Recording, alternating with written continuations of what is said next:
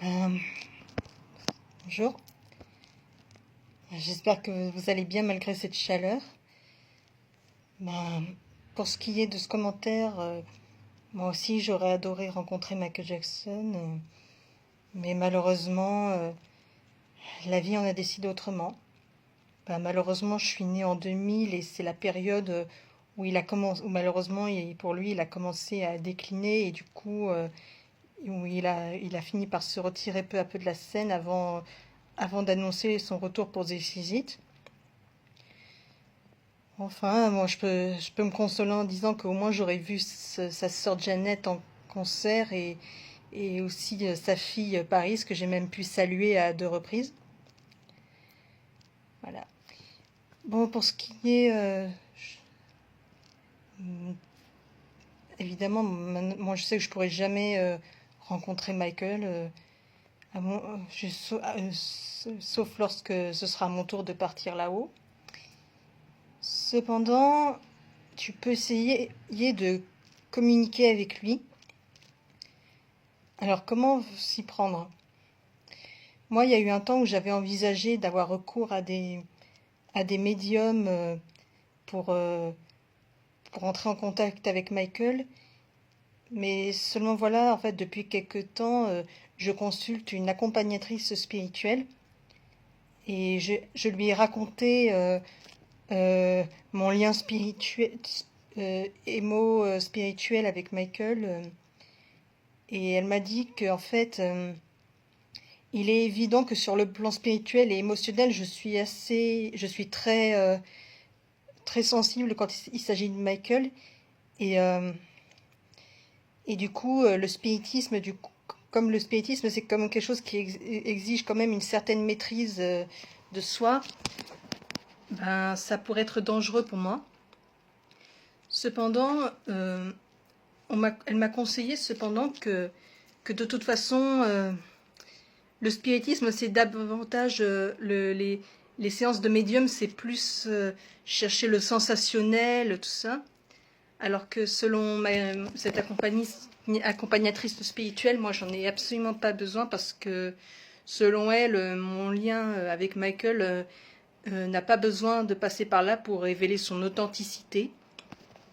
Alors, elle m'a plutôt recommandé, par exemple, de m'adresser à lui en anglais, bien sûr, puisque c'est quand même normal de lui parler dans sa langue natale. Elle m'a dit que je pouvais écouter. La meilleure façon pour moi d'entrer en contact avec lui, c'est d'écouter ses musiques, de lire ses textes, son histoire, ses autobiographies, tout ça. De lui écrire des lettres, possiblement, en anglais, ou même carrément lui parler sur le moment. Et c'est vrai que ces derniers temps, après avoir vu le biopic, j'ai ressenti quand même un certain bouleversement euh, vis-à-vis de Michael, et c'est vrai que je pensais beaucoup à lui à ce moment-là. Et c'est vrai qu'il y a eu des moments où parfois le soir, dans mon lit, il m'arrivait de lui parler en anglais. Je lui ai parlé tout. Je lui ai parlé de de combien je l'aimais, que combien je le remercie pour tout ce qu'il m'a apporté dans la vie. Et même si je n'aime pas aborder cela, je lui ai aussi fait part des craintes dont j'avais parlé dans mes précédentes vidéos. Et, euh, et ça va paraître surprenant, mais il y a des moments où j'ai eu l'impression qu'il m'a entendu et j'avais reçu des signes. J'ai senti avoir reçu des signes de sa part. Par exemple, j'avais reposté les vidéos.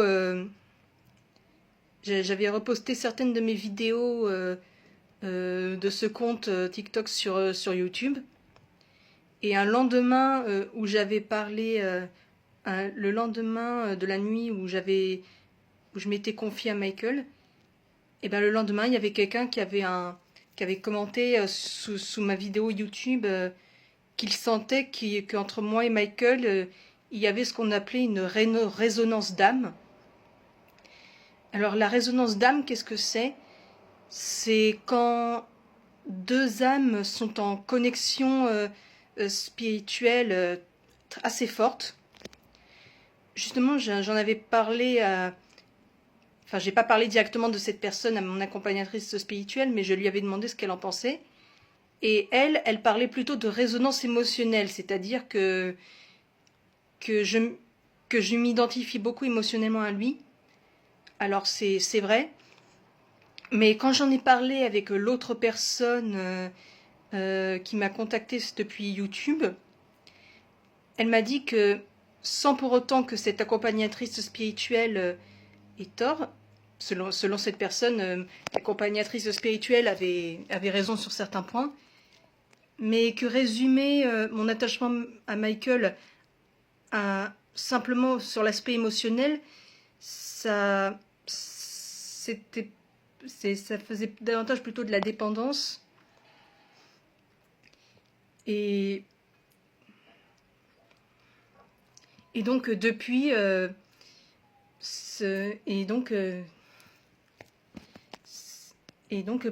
pour ce qui est de la résonance d'âme, c'est quand deux âmes se rencontrent et se trouvent des similitudes. Et c'est vrai que souvent quand j'ai des questionnements concernant Michael, en fait, je m'adresse davantage à cette personne, un peu plus à cette personne qu'à l'accompagnatrice spirituelle. Bon, après, je pourrais après, enfin, je n'en dirai pas plus concernant leur discussion parce que ce sont des discussions qui ne concernent que moi et ces deux personnes.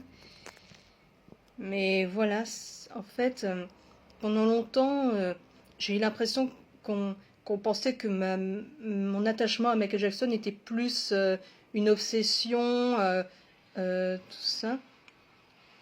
Mais en fait, ça me soulage de savoir que pour certaines personnes, en réalité, que ça me soulage et ça me rassure de savoir qu'il y a des personnes qui ont réalisé au contraire que c'est bien plus que cela. Voilà.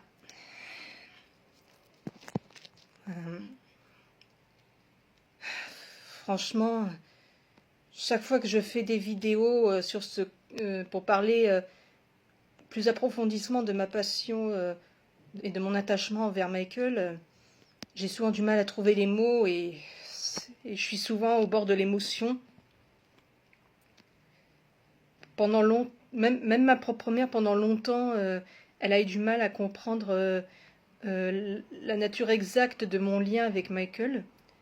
Pendant longtemps, elle a cru que c'était une passion et que c'était une simple passion d'adolescent et que même des fois elle trouvait que c'était un petit peu trop.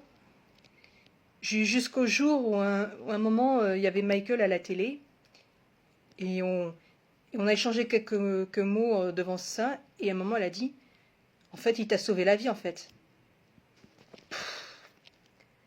Purée, mais quand elle a dit ça, mais j'ai eu un de ces sourires. Durant longtemps, il y avait tellement de personnes, pendant longtemps, il y avait très peu de personnes qui comprenaient exactement ce que je ressentais vis-à-vis de Michael. Même ma propre mère, elle a eu du mal à le comprendre. Et maintenant, de savoir que je peux enfin parler de ça sérieusement avec des personnes, parce que il y a quand même des choses concernant mon lien avec Michael que je n'ose pas forcément aborder, probablement par pudeur ou par crainte des mauvais jugements. Ce que je vous l'ai dit, moi, les vidéos où je parlais de mes craintes et de mes angoisses dans mes précédentes vidéos, j'ai beaucoup hésité avant de les faire, mais au final, ça m'a fait beaucoup de bien. D'ailleurs, depuis, je n'en ai plus ressenti actuellement. Et franchement, ça m'a fait du bien.